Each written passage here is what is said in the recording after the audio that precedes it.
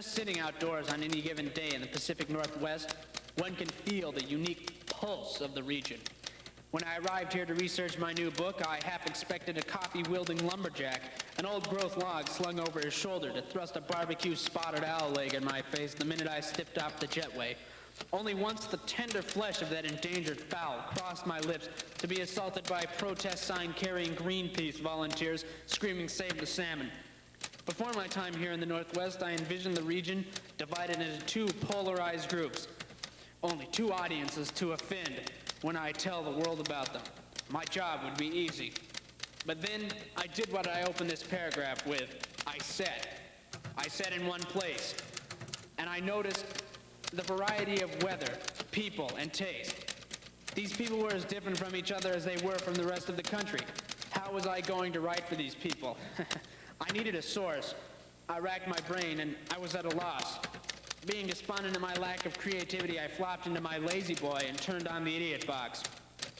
Just in time for the 5 o'clock news. I thought, great, talking heads full of drivel. But this news was different, unique. These people must understand the Northwest audience. They were who I had to talk to, so I hit the streets. I called up my friend, Tiffany Mueller, a producer at KOIN TV in Portland. I secured an all-access tour and headed for the tower that commands TV's 23rd largest market.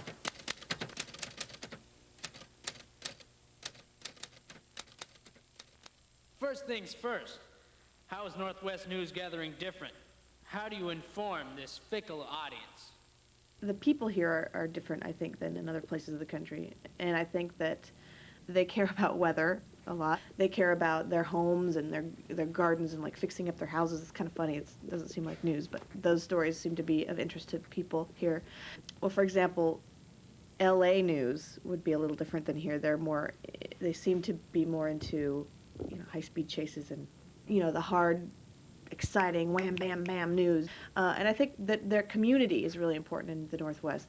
The what's going on in their community, what they can do. If there's like a rash of crime, one certain kind of crime in this one neighborhood, they want to know what they can do about it. They want to know a solution. They don't just want us to report another guy is dead tonight. They want to know, okay, well, who was this guy and why did he get shot and who shot him and what can we do to stop it from happening again? So, it's just as I suspected.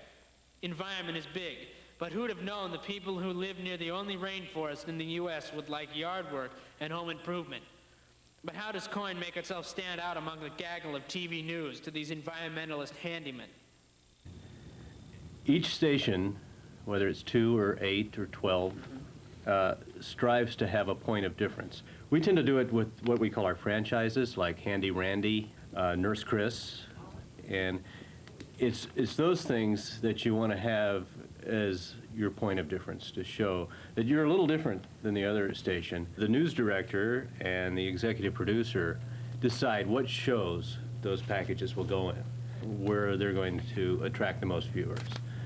We can tell the executive producer or the news director, hey, this isn't working in its time slot. Why don't we move it to another place where we think it could work better? So, they've got consultants, franchises, and organic-looking graphics coming out of their ears. But what about serious reporting? I bet like most TV news, they spin it towards the seedy underbelly of life, the bad stuff, the crimes, the murders, just to catch the ratings. People call us with story ideas, with phone tips about something going on. They send news releases. They send us email. It's a two-way street. The telephone works both ways. The computers work both ways. The mail works both ways. So we try and listen to what people want us to cover. If they have a particular story, if they can give us some more information on it, we can follow up on it. But that's a large part of what we cover is what people say they want to know more about, or they have some information on they think is important to people. Mm-hmm. And frankly, those often are our best stories, or ones that viewers call up and say, hey, did you know, did you hear about this? Mm-hmm. And, it's a great way to find out a lot more than what you know in your own little neighborhood.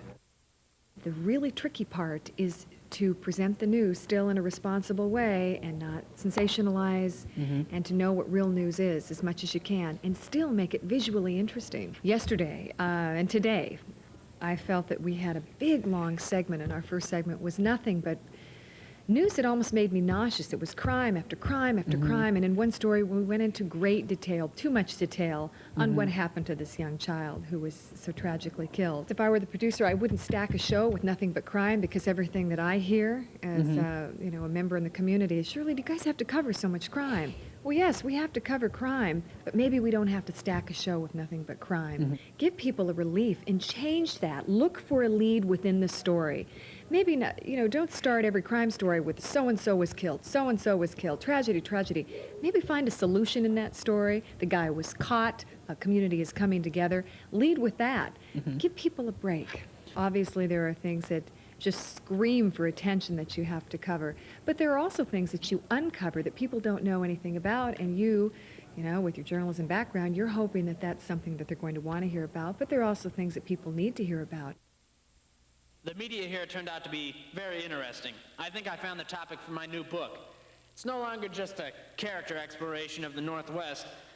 I'm going to set a novel in a Portland newsroom. And the sooner I start, the more money I make. The Evergreen Press by Wes Evans. Mike Thompson stood in front of the lens of the Sony Betacam as the fire raged behind.